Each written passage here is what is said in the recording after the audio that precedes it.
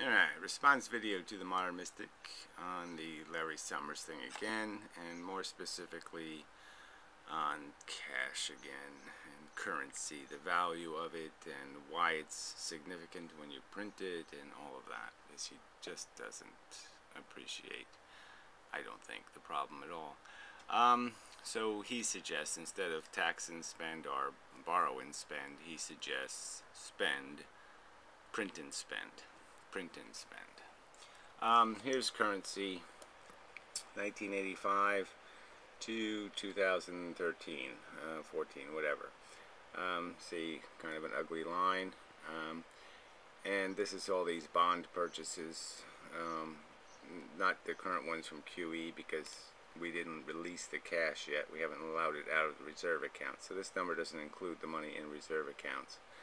But you can see that we have released a lot of cash, and that was buying securities and just, bribes, payoffs, whatever they were. CIA money, who knows. Anyway, so you're talking 200 billion in 1985, 1.2 trillion now. And in that number, you can sort of get the idea that, oh, that's why everything's 500 times more expensive.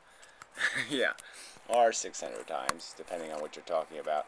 I could certainly go back from personal experience and just say, okay, I bought a semi-new car in 1976 for $4,500.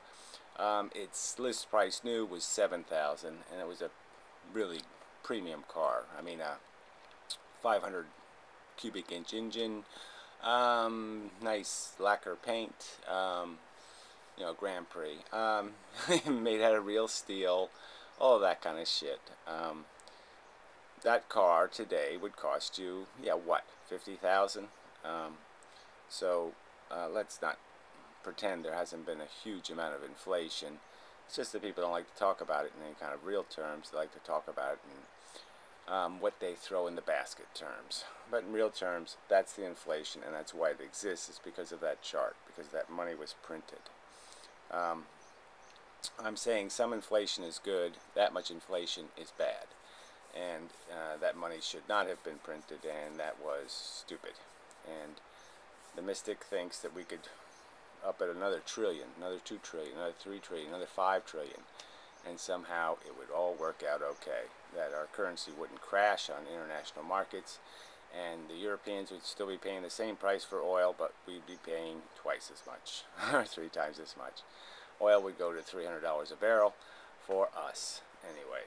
And that's the reality of it. So again, to argue for what currency is, currency is a commodity that's engineered not to become either too unrare or too rare. You want to balance its rareness to maintain prices. And as I've argued, if you have a currency, you don't want your currency hoarded. You don't want it to be a commodity. You don't want it to get Van Gogh prices. You want somebody to feel a bit uncomfortable to have dollar bills, to have these sitting in their hands too long. You want people to understand that if I have this sitting here for 2 or 3 years, it lost value. So I should have done something else with it. That's the sensation you want people to have. You want them to know that's good stuff, but you want them to know it's stuff you can't hold on to.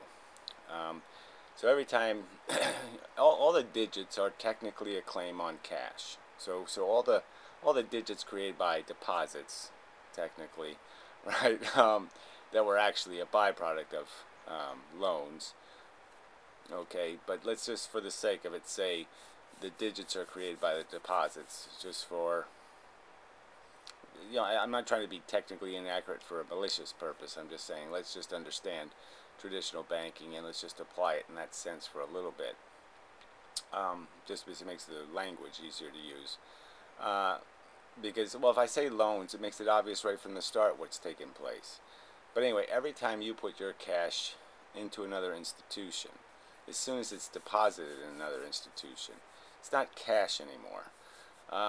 Marianne had brought up the fact that you could have direct deposit from your employer.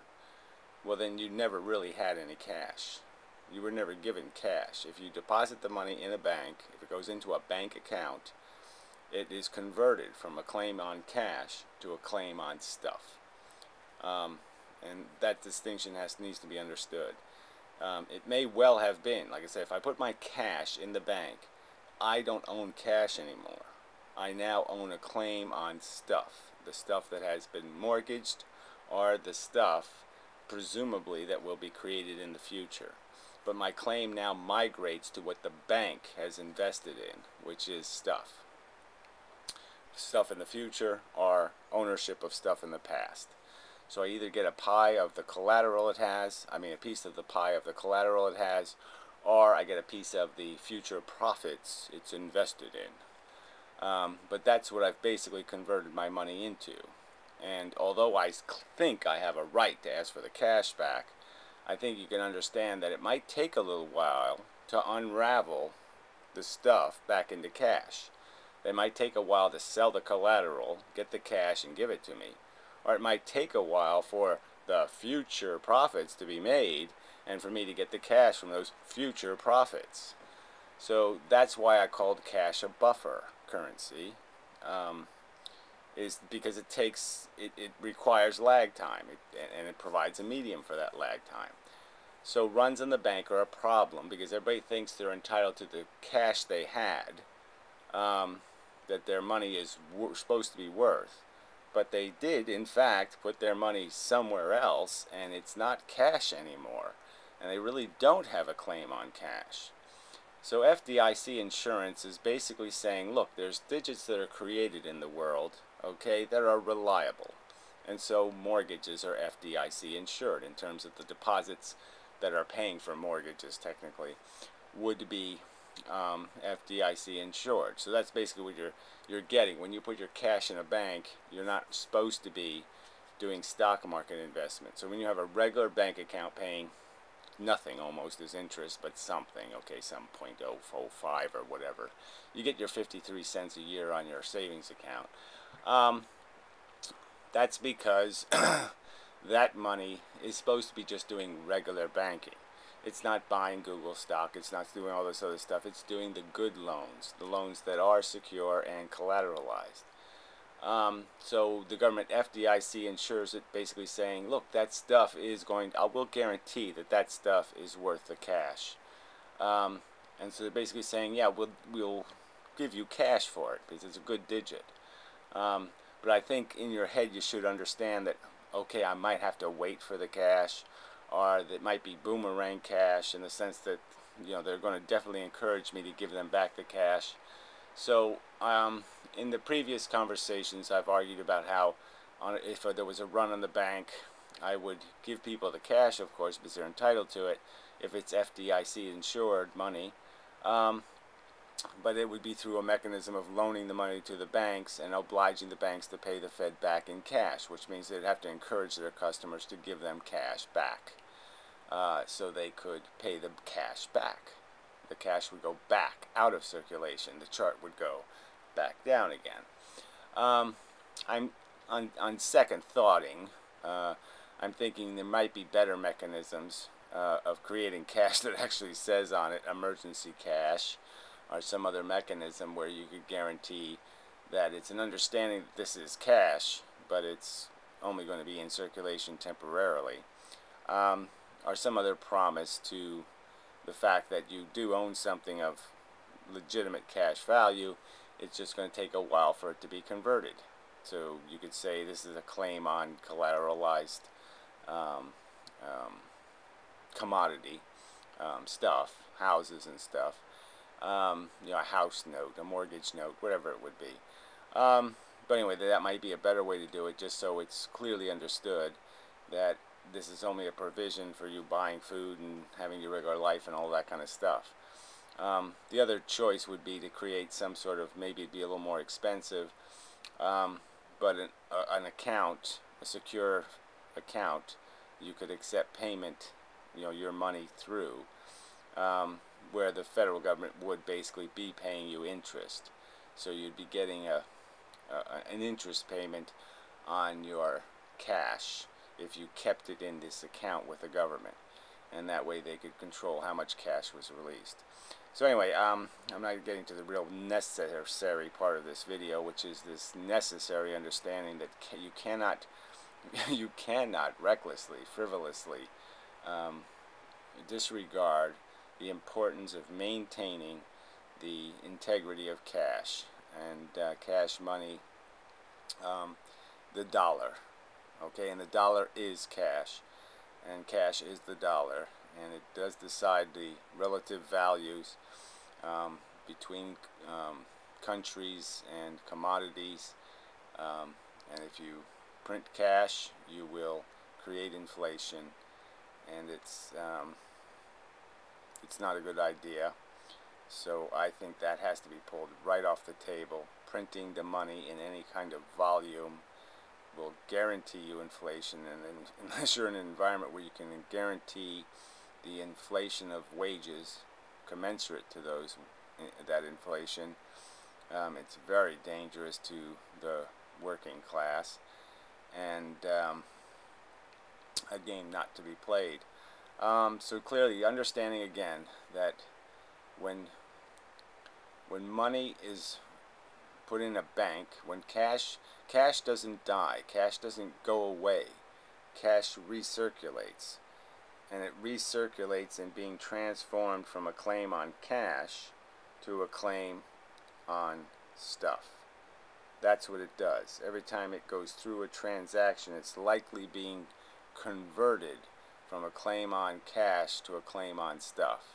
That's when you buy something, you actually see that happen. You put the cash in, you get stuff out.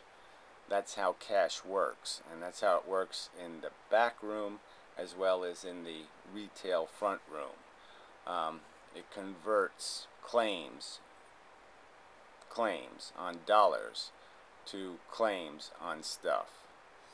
And although the claims are really equal to cash when they start out, and that in principle the claims that have been guaranteed are supposed to be really good claims on stuff.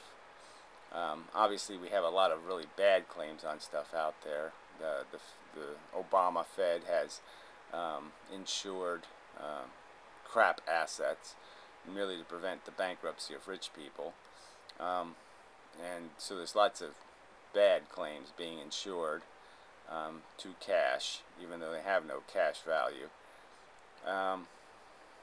Yeah, so there's nothing. Cash is only gets broken because of this exact attitude, this idiotic, I'm sorry, attitude, that we can just ignore what cash has always been, ignore its character and its integrity, and pretend it's not what it is.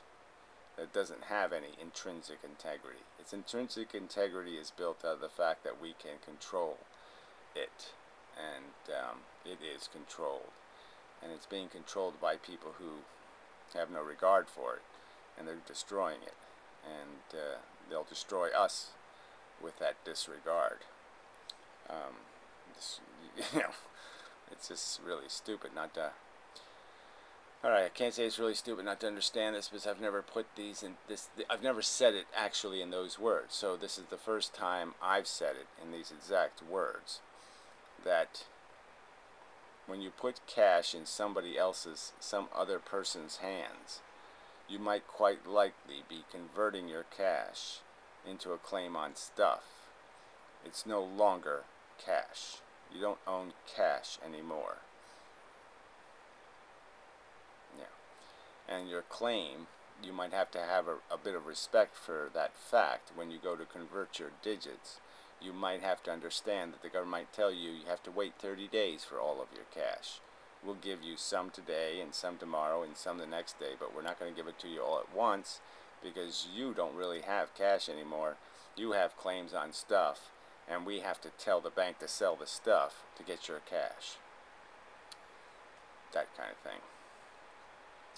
So anyway, that's probably enough for this video, which is just a specific video to again reinforce that this conversation is going to be pretty hard to have if what I think is a fundamental component of the economy is going to be viewed in diametrically opposed.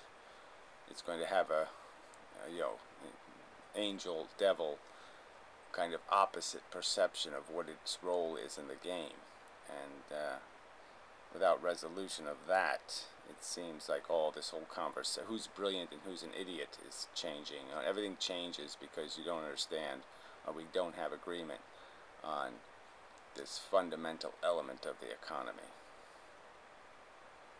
Pretty much, in my opinion. So anyway, that's not for you. Till next time.